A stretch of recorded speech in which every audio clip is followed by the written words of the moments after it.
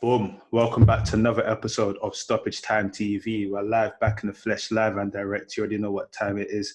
Cam's in his car. Fuad's hair is all grown out. I'm trying to protect my hairline. But listen, we're here, man. You already know what it is, man. Still, it's a lot to get into. But it's going to be interesting because usually we're the go-to podcast, we're the funny, bannerful podcast, but at the same time, we're the keep it real podcast. And there's a lot of home truths about the industry that are going to be spilt in this. And it's mad. We're going to keep it true. We're not going to hold back, but we'll still find a way to kind of put a light spin on it. But yeah, man, it's only right we utilize our platform because we've always spoken about this before, way before the incidents that are happening right now. But everyone that has a platform has to speak, and we can't just stand here and watch things happen within one, the industry, two, football, and three, the world, and not discuss it. And if anyone is oblivious to the fact, we're talking about the amplification of speaking about the racial treatment of Black people stemming from the unlawful killing of George Floyd, which has then led to this moment now where everyone is waking up and realizing enough is enough. But let's keep it to football anyway. What's your man's opinions on football, the footballing world's reaction to the amplification of fighting systemic racism? Cam, you made a video in it, so you've touched on some stuff. So that's probably a good place to start. Why was you so compelled to make that video? I would say, you know what, like, the thing that I don't like about it is that, obviously, okay. Can you hear me all right? What happened? Yeah. Obviously, what happened in America is devastating, innit, with George Floyd, and that's something that shouldn't be happening anyway. But we all know what obviously it stems from. Yeah. But the fact that the hashtag is enough is enough. Why did we have to get to this point for our frustrations and stuff to be recognized? You know what I'm trying to say? Yeah. So that's one of the things that, like, obviously I was like, what's going on here? And then we've spoken about it many times in terms of in football or in the industry. Yeah, it's all good saying that you're supporting racism. It's all good getting tops and making people do this and do that.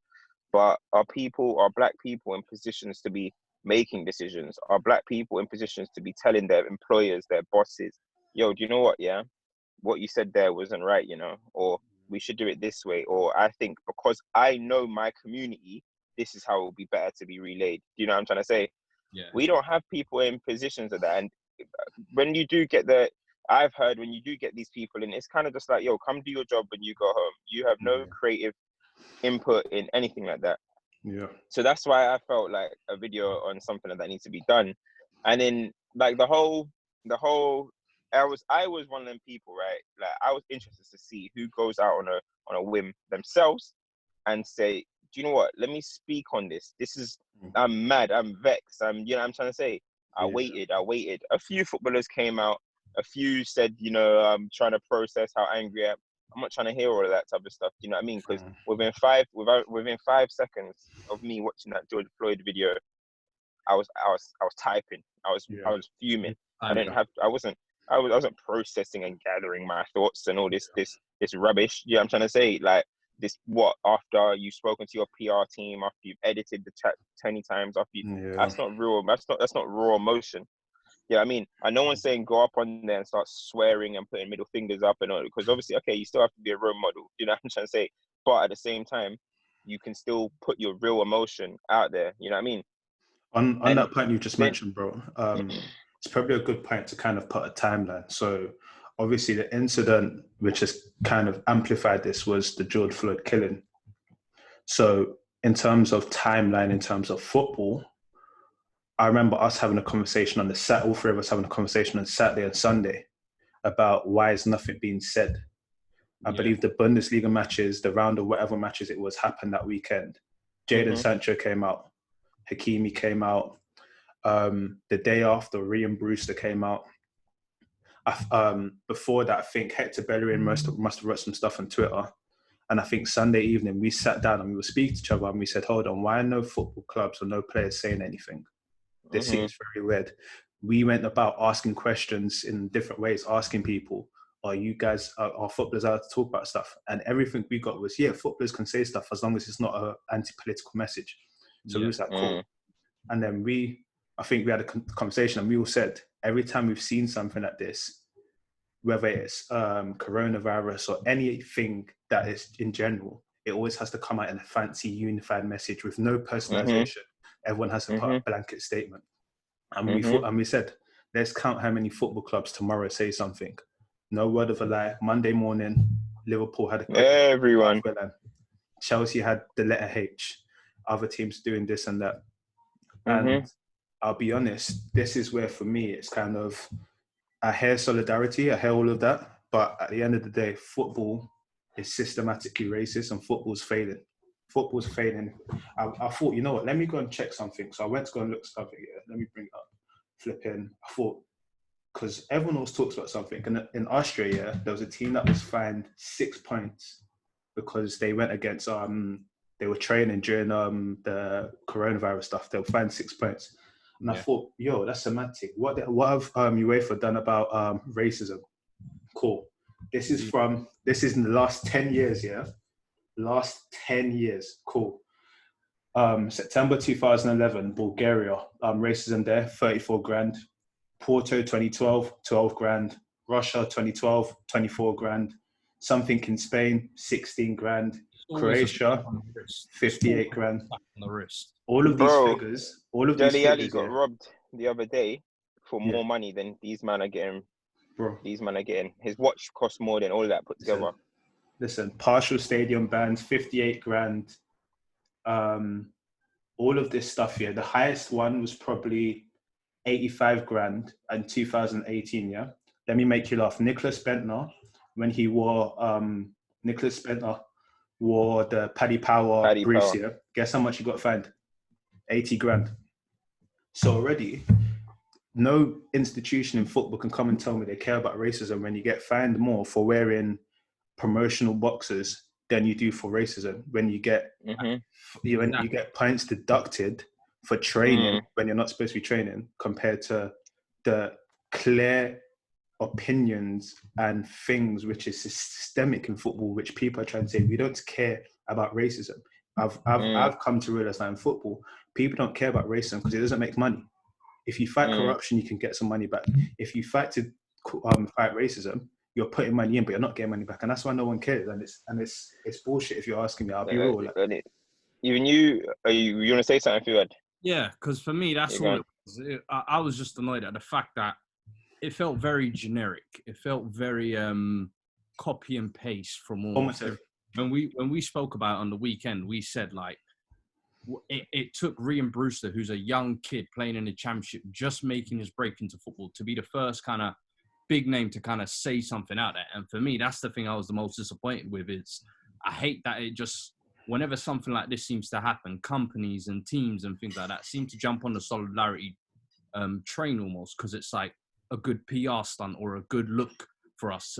I mean, like when you're seeing Suarez and John Terry coming out and putting out a blackout, it's you kind of just think, all right, I guess everyone's just doing this because it's the hot thing and trend at the moment. But for me, it's one thing to say it, and it's another thing to actually do it and live by it, type of thing. So when John Terry's coming out and saying this, I want him to acknowledge and apologize for what he said before. Yes. That man still hasn't apologized. He still hasn't owned up to it. Still denies it. Did you see what I'm saying? And Suarez is another one. Like same thing. Bonucci, another one. Even like Liverpool as a whole club, they've apologized in some aspects, but it's like, nah, this is the time to come out and say, yo, we played a part in this systematic issue. We played a part in this racism. Yep. And a lot of the times you just feel like people are just getting a blind because, oh yeah, it's Blackout Tuesday now. They put the picture up and they've shown solidarity. We want to see the actions and the follow-ups from it now. It's like we've seen too many times now where people would just align and say, all right, cool, we're with you, but what is the follow-up now? What are the actions we're doing to change this now? And something like a Rooney Rule or something like that, where it's just a sympathetic vote. Nah, there's people qualified to be coaches, people qualified to be managers, scouts, executives, behind the scenes, like, and they're not given the opportunities pure and simply because it's a systematic thing. So now I want to see what the actions and the follow-ups of all these teams and all these people who are coming along and aligning. I want to see what their actions are. Yeah. Even on Yeah. that, like the statements that come out from the FA, from FIFA about this, kind of saying that, oh yeah, Black Lives Matter and whatnot. And for me, when I see all of this stuff which clubs are doing, or which teams are doing, which institutions are doing, what it tells me is this is an acknowledgement that there's been an issue. So I circle back to the incidences when FA were coming out and they're telling me that it was an isolated incident of racism in one place, or isolated. None of this stuff was isolated. If you're coming out and putting Black Lives Matter now, this means that you know that there's an issue within the game. No one wants to acknowledge where they've gone wrong, and putting a black picture is not enough. At the end of the day, bro, we talked about, how long ago was it when we were talking about Chris Marmage in sports media, when he was making the comments about, oh yeah, all the black lads at Derby County. Yeah. That racism is ingrained. That was only a few months ago. Bro, racism is ingrained within football. No one can tell me otherwise. And I don't care whether all these people come out and say, you know, Black Lives Matter. Okay, cool. What are you going to do about it? The board of the FA is all white. There's two ladies, a couple men, all white. The board of FIFA is very similar. If you look at coaches within the country, very similar thing. A third of footballers within the Premier League are black, or if they're not black, they come from minor ethnicities. But majority, up to a third, are black. But everywhere in terms of everything else in football, you wouldn't know that. Yeah. Bro, when it becomes like, as I said, it becomes a joke when you start seeing people who haven't owned up start talking about, yeah, we're standing with you and da. And whether people want to think those two are actually racist or not, you can believe what you want. Some people think, you know, an isolated incident or whatever, but or you can grow from it or whatever. Yeah, but it's an acknowledgement. Yeah, exactly. The fact that you haven't owned up or nothing makes it seem like you are racist. And then you get ridiculous stuff like Nikita Paris today, for example, coming out on her stupid let me even say it, on her high horse, right? Coming out talking about, yeah, I acknowledge I'm black. Are you stupid or something? You're one of the biggest enablers of anything. That could have been a fucking historic moment. A black lady. Listen, it's hard enough, right? Being black. It's hard enough being a woman. Imagine being a black woman, bro. Imagine being a black woman in this society, yeah? And a black woman had the opportunity to basically get the England manager, not a football club manager, the England national manager, coach. National out coach. of here. And she you went out enabled of your way to enable it. You went straight up, you ran to him, hugged him, and then after you said, that's a statement. And Cam, do you know the point you're missing out? Wait, one moment. Sure. You said that's a statement, yeah, of solidarity. That's a statement to show that we're with him. So at that point, you washed your hands with him, with her, with Enya Luko. I need to say her name. You washed your hands with her, right? The whole team did. Now, what have you done, Nikita Paris, to build that? Before you even wrote that, you should have had any little bit of shame and realized, do you know what? I did something so wrong to a fellow black woman. Nikita Paris, I don't know if you know, you're black. I don't know if you know that you're black. Do you know what I'm trying to say? So you could have had that moment to do that, right? And no one tell me, how do you know she did it? You shame someone in public, you apologize in public. Yes. Simple as that. Correct. If I diss you in public, don't text me. Don't DM me. Oh, you know what? Yeah, I'm sorry. Be a big woman, be a big man, and apologize in public, in front of everybody. Because imagine how Enya Luko feels looking at that. What's she gonna? If she writes it's a slap in the face. It's absolute slap in the face, and I'm not having all of this stuff. This is what makes me realize that everything is just performative. It is performative, bro, and that is why I hate. Sky Sports, all of these organizations putting it. And as you said, Maze, right? All right, cool. How many black people are in positions of power? Just like that Jackie Anya was doing, right? Trying to give 72 hours for everybody to reveal how many black staff they have. Oh, I love that. I love that. You're seeing 4%, 2%. This, but same with Sky Sports and all these people. You guys, they think, you know, bringing on the odd Darren Bent to a quick show and is anything. No, how many people are out there making decisions? Because if you do, every black person in this country, know what you guys do to Paul Pogba, for example, is ridiculous. It's ridiculous. We can talk about the Daily Mail and Raheem Sterling as much as we want. Yeah. Do you remember the other week they had on Teddy Sheringham and brought Pogba out randomly? For no reason. For no reason. Like, Pogba hasn't played football all season. Why are you asking Teddy Sheringham questions about him? Let me speak to why I think that's personally worse as well, is because the Pogba thing, right? If anyone watching this doesn't feel like there's an issue with white privilege in this country, with racism in football, look at the treatment of Paul Pogba by Sky Sports very closely, and look at how the narrative of Jack Grealish is allowed to change on Sky Sports, and that's all I'll say. That's all I need to say. Listen, let me say that's something. That's all I need to say, though. With Jack Grealish, initially, when he broke the thing, he got killed. We have to be real. He got killed. Piers Morgan drew him out. He had it. But the fact that, they brought him on, they played his apology a million times. We've seen it. Okay, fine. Whatever. Loads of people are breaking coronavirus anyway. But then the fact that they gave him another opportunity to kind of be like, I've learned from my mistake. I've learned from mistake. Okay, so we can all be like, all right, you apologized first. You acknowledge your mistake. Now you've learned, even though you've done nothing to show that you've learned from it. But we moved. Now everyone's accepted it. I stayed indoors for a few weeks. Oh my God! I stayed in action for 3 weeks. When is the black counterpart afforded that same opportunity? Is the point I'm trying to make. Why does and the ridiculous? And that's not just football, bro. That's just a society. Even if you look at, if I relate that issue kind of to what happened in America, a white counterpart can afford to learn from a mistake of having a counterfeit note. A black person, their life gets taken away. Like, I'm not in any way saying that the gravity of what Jack Grealish and the Pogba thing is anything similar, but that is an example of what is happening before our eyes. And it's almost become every day. Even the stuff like John Barnes, there's a reason why John Barnes is invited to speak on media outlets. We'll get to John Barnes, bro, because he's a...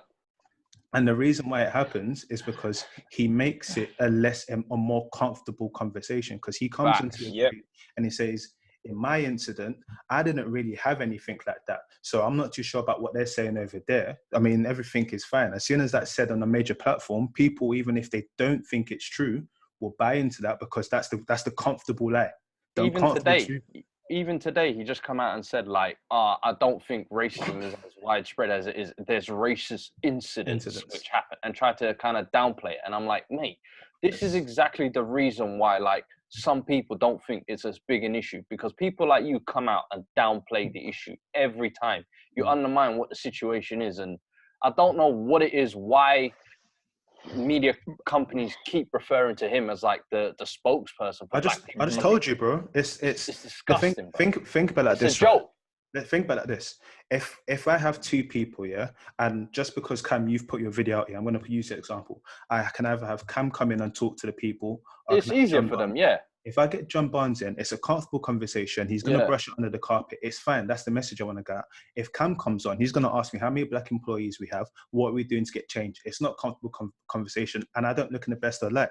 I'm falling back to what we said earlier in terms of these companies that have black faces. Like, let's be real about it. You might have two people and you think that's diverse, but how included are they? Can those black people be themselves in the room? If there's black presenters at some of these gigs, can they go to their executives and be like, you know what, I want to talk about this issue? Certain shows we've seen, they'll put people together and they say, oh, this looks amazing. But how many times can they say, you know what, we want to discuss this?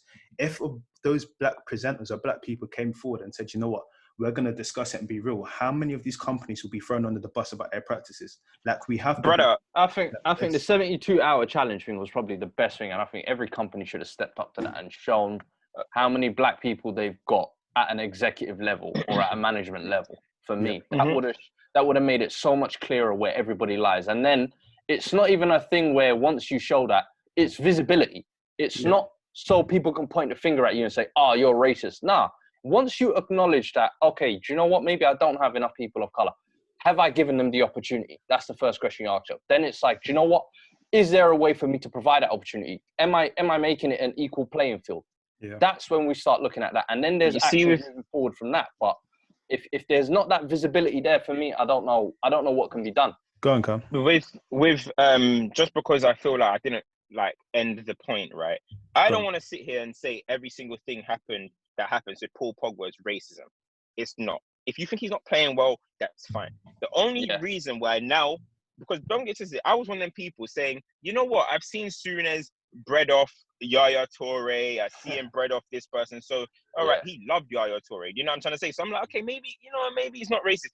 But it's the fact that this quarantine made me realize, okay, you guys have an issue with something, because you've criticized this guy as a man many times. You barely talk about him as a football player, and then you decided to start saying he can barely kick. Man, them start saying they're better than him.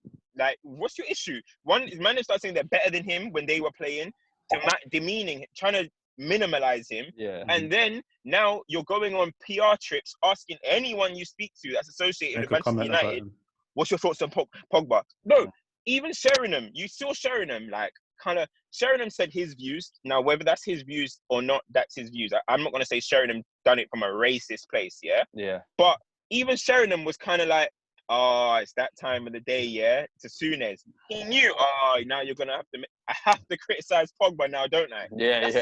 It's a thing now. Do you know what I mean? It's a thing. So, bro, I just see, I've never seen somebody just keep getting digged out by the same person, and then you're laughing at it, you're enabling it. When you laugh, you're as bad as like Carragher. Yeah, I don't think Carragher is racist, but Jamie Carragher, are you ever just gonna say Souness? Shut up, bro. Yeah. Shut up, man. I'm here tired, every single day of you. So if you're sitting in the background laughing, bro, if there's a murder going on, if you're across the road and you see an old lady getting robbed and you pull out your Snapchat and record it, are you not just as bad as the person that robbed her?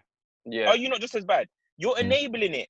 You enabled it. No, do something, bro. Do you know what I'm trying to say? So on this, I think the key thing to also establish is it's not even about the personnel doing it. It's about the way media will label a black player compared to the white counterpart. That is the main thing here, because it's not just Sky Sports. It happens everywhere. Look at the incidents with Sterling, right? And how Sterling's labeled at something, but if it was the white counterpart, it's completely different.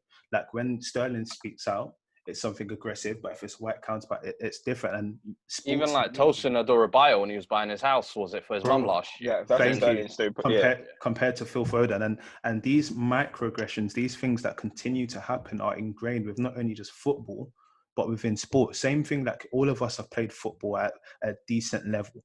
All of us have experienced what we believed was changing room banter. But if you look at the origin of some of the jokes that are said in the changing room, that's not normal. It's not normal, and it shouldn't be accepted. Do you get where I'm coming from? And this is ingrained within football. I want to quickly read out the FA statement, right? The FA came out with this 2 days ago. So they go, this week we have seen the football community unite against racism, hatred, and oppression of the black community. The FA stands with you. We still have much to do in this country. We can only put that right by pledging to do better in the future. So the first thing I say is, what does that tell me? What does that even mean? They haven't said they haven't in that statement. They haven't said anything, bro. You could have just, that's nothing. What? Oh, we're gonna do better. Please tell me how you're gonna do better. Let me see how you're gonna do better, so us as black people can critique you and mark you to it. Do you know what I mean? Do you set up a plan and just say, all right, this is my goal? No, you don't. You say, I'm going to go to for example, if you have a fitness plan, you say, week 1, I'm going to do these, Week 2, I'm going to do this. So then you can be critiqued on it, right? So then you can see what you're doing. You don't just say, oh, I want to get hench. And then if you get hench, you get hench. No, it don't happen like that. It do not work like that. And my phone is bugging out right now. So somebody else. Cool. No, it's cool. I mean, one of the key things is I know that the FA have some quotation marks initiatives they have in place. That's cool. Okay, you have your initiatives. Every company has their initiative. It's about how you implement your initiatives and what actually comes from it. Because the key thing for me, right, is I read this and it says, this week we have seen the football community unite against racism. Okay, so what was happening before? When we were seeing those racist incidents and people were convinced and trying to tell me that, no, racism is on the up. And we would tell them, no, racism's always been here. Why were they calling those incidents isolated? Because they've known that these incidents have been happening. They know that in grassroots footballs, if you go to some places, there's ingrained racism. It's awful, yeah. We know that there's no black coaches anywhere, bro. We know this. Listen, like, It's documented. It's documented. Even circling away from this slightly, there was the government poll which said how racist do you think the UK was, and it was like very racist, a little bit racist, not that racist, not racist. And I was like, hold on, but all of that's racist. Those top 3 columns are racist. So what we percentaging racism now. So like, bro, there's levels to it apparently. And this is the problem. Like football, racism within football is so ingrained. Like remember when we started this platform a couple of weeks ago? Your gangsters in hoodies, wannabe gangsters. That was it. What? Yeah. What? We're 3 very well-spoken black men, bro. Not one of us speak illiterate or anything like that. We are all 3 very well-spoken people. So for that narrative to be out there, why are we wannabe gangsters? Have any of us gone on the show and said that we stab people? Has anyone on the show said we shot drugs? None of us have done any of that. So why are you saying that? If you saw 3 white people in hoodies, are they gangsters? Nope. No. And that's what it is. So it's ridiculous, man. It's the conception that's what is being spoken about now. I think a lot of the UK racism for me is almost a lot of undertones and things like that. Like that one was more blatant, but a lot of the issues now that people are fighting now for me is the undertone. And that's what people are saying. The microaggression, systematic racism is coming from those undertones. It's not overt. Yeah. And that's the worst one because you can't see it. And so you can't accuse on it. That's it. So it's like you're almost stuck between a rock and a hard place type of thing. Do you know what I mean? But listen, for me, I think right now the time we're in, things are going to change. I'll tell you now, because I don't think this is going to be a short-term weekly thing or we're going to once a year talk about this. Nah, I think people are actually going to start changing their mind moving forward. And I think black people now have realized the power of their voice as well. The way I've been mobilizing footballers from protesting, and I think even footballers are late to now realizing and seeing, do you know what, I should have aligned with the people quicker. Because the people's voice. But footballers, but the thing is, you're right. You're absolutely right. But the footballers as well, at the end of the day, this is your industry, right? Yeah. This is your industry. We're just the fans of the industry. Yeah. You guys need to be outraged. 100%. Footballers 100%. Need to be outraged. When you see one microaggression, I don't care. Listen, I will become the complainer. If it means you're a complainer, become the complainer. So if you see the microaggression, pull it up. Call it up. Do not wait until something like this happens again. Do you know what I'm trying to say? Because and now a lot of footballers, you've now spoken about how fed up you are of it. Some of them went to the protests and stuff. That's great. Now you guys at the same time have to take action and call these people out. You have to call directly the head of the FA out. You have to call. Yep. This isn't the thing that I don't like is that we think that, like, some people think, right? As I once said, it seems like the richer you are, the more you're not in line with your race anymore, right? Yeah. Bro, I don't care how much money you got. At the end of the day, you're black. You know what I mean? You're gonna die black. Yeah. You're a black man. You know what I'm trying to say? Yeah. So none of this. We are oppressed and we're from a minority. So we're gonna have to work harder. Yeah, you may think, I don't want to see minority. No, we owe it. Because the thing is, you don't owe it to yourself. You owe it to those players and academies that are getting the abuse that you got because you didn't speak about anything. You owe it to the people that went before you and tried to speak up, but in their time, they couldn't even speak up then. We actually have a voice now. You have a platform now. For me, Cam, you mentioned one thing, right? And that is the most powerful thing. If you take away everything, if you take away the footballers from football, what do you have? You have nothing. Therefore, you are the most important component in what this multi-billion industry is. Facts. You have so much power. The thing is, don't get me wrong, right? Not everyone is going to be able to speak a certain way. Not everyone's mission is to call stuff out. But there's a bunch of you that is. There's a bunch of you that all it takes is you saying, you know what, what's wrong is wrong. And for me, it's not about the flowery statement that says, you know what, we need to stand up against something. No, call it out for what it is. What Jadon Sancho by example, man. Lead by example. Exactly. Yeah. What Jadon Sancho did was leading by example. What Ryan Brewster did was leading by example. It's not about waiting for your PR manager and the team to come out and say, you know what, we're going to put something so it all looks nice in unison. So when people look at hashtag Chelsea, hashtag Liverpool, it looks the same. It's about standing out on your own 2 feet and saying, you know what I'm going through is wrong. Therefore, I have to speak up about it. I don't care if you have to align with the club. Because ultimately, let's be real, the only reason the football clubs do that is because if there's 20 clubs in the Premier League and one club doesn't do that, what happens? The media says, oh, this club's not supporting the movement. So I don't care about you being a part of the movement. I care about you being a black man and saying, you know what, this can't happen or can continue to happen. Because you got to think about the kids that are coming up through this game. So they're going to start looking at this and saying, no, is this how football is now? Bro, and do you know what the worst thing is, right? Yeah, I saw a lot of people saying stuff like, oh, do you know what? It's not going to be good for their image and da da da da da. Mate, Nike came out and spoke before 40 million they donated, didn't it? Nike came out and defended Colin Kaepernick.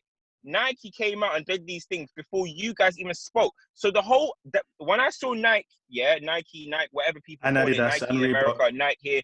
When I saw Nike, right, put out the statement before athletes, I thought, nullifies everything. Okay.